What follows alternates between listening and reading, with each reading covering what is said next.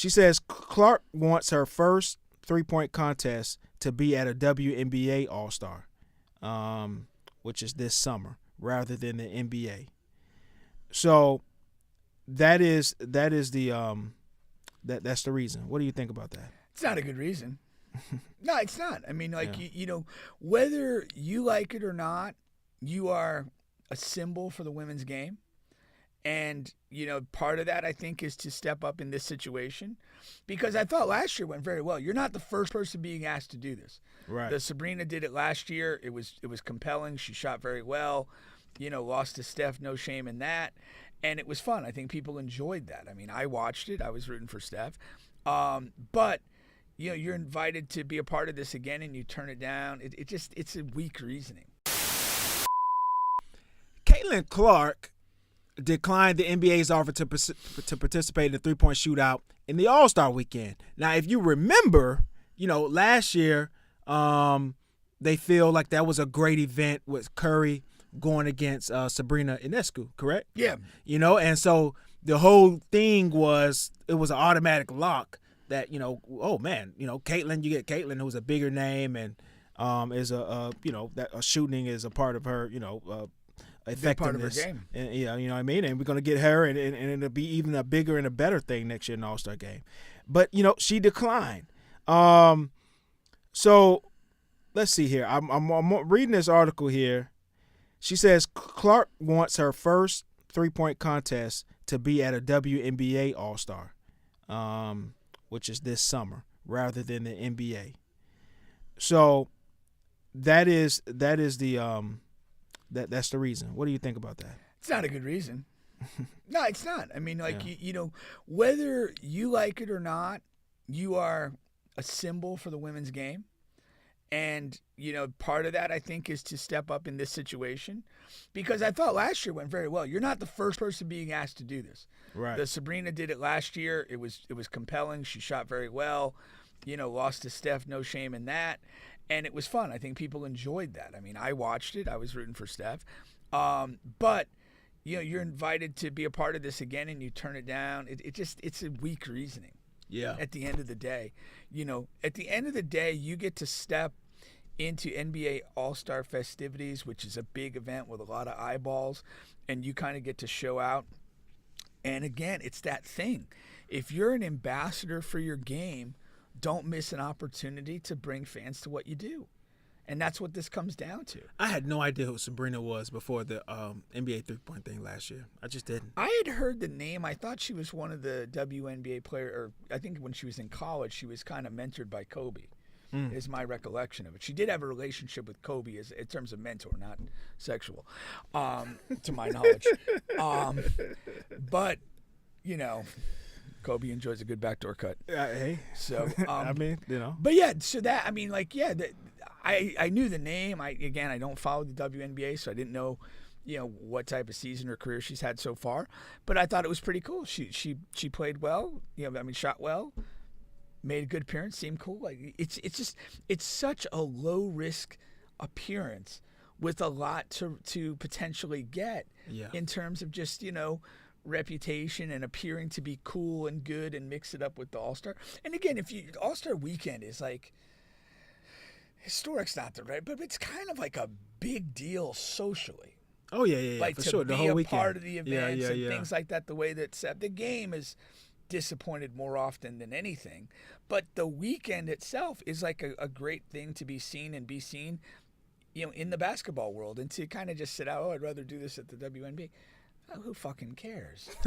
Seriously. Are you going to watch? Watch what? The WNBA's three-point shot. Never watched it before. Not going to watch it now. But again, I just totally think you have a wonderful stage that has there's no bad outcome for you showing up. I mean, I guess if you went 2 for 20, that'd be pretty bad. People would mock you. But it is what it is. I mean, it's not going to be any worse than Drake's gotten over the last couple months. That's a bar. That's that's a bar you can compare it to. Yeah. It's not going to get any worse than that. I just don't. I don't understand. Who the hell's advising her? Yeah, just a terrible decision, I think, too. I agree there. And don't dare show up and not participate. She should be banned from the city. But it is sort of a who's who, like you It said, is, man. but So, if you yeah, ain't, if you've been invited to participate and declined, please stay out of the city. That's my thing. yeah, I wouldn't give you tickets to anything. right. Yeah, I wouldn't give you tickets to the Old Timers Buffet. Ebony says you should watch it, Pink. Hell no. I have no interest in watching that. I don't like watching pigs fuck, and I don't like watching WNBA All-Star Game. You draw your own comparison. Nah, if they take Shaq's idea and they come out with, the little shorts, not to sexualize it, but it would be a little more interesting for me. That's all. It would be sexualized. I Just call it what it is, man. don't know, man. I don't know. She pulled up to a Chiefs game. Yeah. Wasn't too good to do that. Guess she didn't have to actually deliver any goods there. Just hang out in the suite. Yeah. Hang out in the suite. Yeah. Get plenty of airtime. Yeah. Yeah. Right there. The Champions Series got it. Cloud chasing, hanging out with Taylor Swift at the Chiefs game. Yeah. So, Hanging out at the Chiefs game. Clout chasing. Yeah. Yeah, but there will be no clout chasing at the All-Star game if you can't shoot a couple threes. Yeah. Stay out of the city. Yeah. All right. Once again, you guys are on the bench podcast with Bubba and Pink, home of sports, music, and mayhem. We're available on all podcast streaming platforms, including here on YouTube. Please like, share, subscribe, all of that good stuff. Let's get to this kind of early here. Don't forget our sponsor, Royal13thebrand.com. Again, that is Royal13thebrand.com. Use promo code BubbaPink and be fresh here, man. It's the end of the winter. It's about to be spring here soon. It's already warming up a little bit, right? Last day and a half were pretty positive. I could deal with that. Now we're dealing with some decent weather. I have been freezing lately. Yeah. Just miserable. Yeah. The heat was broken in my house, man. Really? And my coworker had that same problem. He had to go home yesterday early to meet the people to fix it. Yeah. And now it's warm again, so it's like let that ride a little longer. It was this come on, Tommy boy. It was this older Asian guy, like really, really older, like I don't know, 60, Mr. Miyagi, 60, 65, and he did fix it, but he was like his accent was really, really strong. Really? Yeah, but I have this big Ghana flag in the house, and so he was like, brother man, can I tell you something before I go? I'm saying that my accent is off. I might as well not even use that accent. Yeah. But he was like, I have to tell you about my houses and what you need to do to get. But apparently he has like 5 or 6 houses or something. He flips houses and stuff like that. He said he just does this on the side or whatever. Keep busy. Yeah, they stay busy and good for him and stay mobile. But yeah, that's what's up, man. So buy your house, flip it, and get you another one. That is the at the advice of Mr. Miyagi. That is the advice there. All right, let's move it along here. I'm gonna stay basketball for a second here because I just thought this was interesting too. I saw this when it happened. Dwight Howard. So Cam Newton on his podcast, okay, he brought on Dwight Howard's ex, of course, Royce Reed, who has had a lot to say about Dwight and in other places, and kind of initiated and started the conversation. And then, of course, Dwight responds here after seeing Royce Reed on Cam Newton's podcast talking about Dwight's sexuality, and Cam was like engaging and asking about it, like, oh, is Dwight gay? What about this? And what about that? He was like really probing into it. And then, of course, like I said, Dwight responded and was like a lot of snakes in this game that would do anything for views when they are broke. And then also, you had players like J.R. Smith come out and say that, that was bad on Cam's part. And I 1,000% agree. Like I said, that's chatty patty business, man. Shout out to the New York guy that was on Breakfast Club talking about that. You're a chatty patty, man. You can't do that, man. Listen, we know Dwight might dabble with boys. That's like a world known thing. We gotta know that, and it's fine. We gotten over that.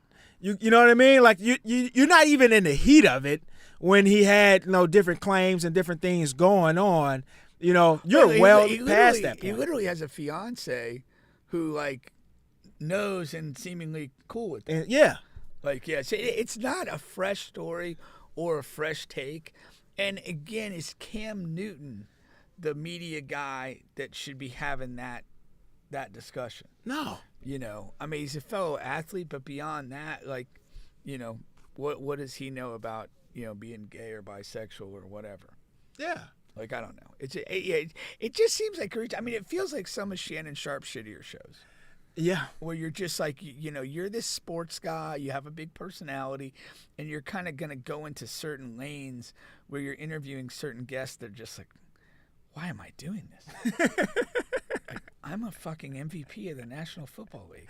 Why do you have Royce fucking Reed on us on your show? She has nothing, absolutely nothing to offer to your platform on what you normally talk about, other than whether Dwight Howard is gay or not. That is the only thing. That's not a question. That's not a debate. He is. Yeah, He enjoys both. That's what he does. He's admitted as much. People close to him have admitted as much. You're not giving us anything new. you're not breaking any ground. Yeah. Like, you know what I mean? You know, I guess if she said some other like famous names that he has slept with or something, maybe that would have moved the needle a little to make it somewhat worth it. But then, like, also funny, it's like with the the Cam Newton thing, like when he had the quotes talking about not being able to have the same type of money as he did when he was playing. Mm-hmm. Like, he opens himself up for these broke jokes for the next, you know, for the rest of his time on Earth. I didn't even know about that until I read some of the comments. Yeah, it was kind of funny though. But he kind of came out and said that, you know, and then he walked it back. But yeah, it's a real thing. I mean, you're making NFL money, endorsement money, and then when you stop, like, they stop paying that money. And so, you know, hopefully you've invested well and you kind of get, like, you know, he's got the podcast or whatever. He's maybe making a few dollars there. But you're not going to, you know, start a podcast and immediately make what your last NFL deal was. No. That's just not the way it works. No. But, you know, again, he came out and said he's not broke, but, you know, maybe you go through a period where you're just not even thinking about money because you think it's going to last forever. And now you've got to kind of make some decisions that are a little bit more conservative and long-term based. It is what it is. Facts. But when you put that out there yourself in the way he put it out, you just open yourself up to jokes. Yeah. I'm all for a good joke. Good broke joke. Good broke joke. Can't be broker than me, so.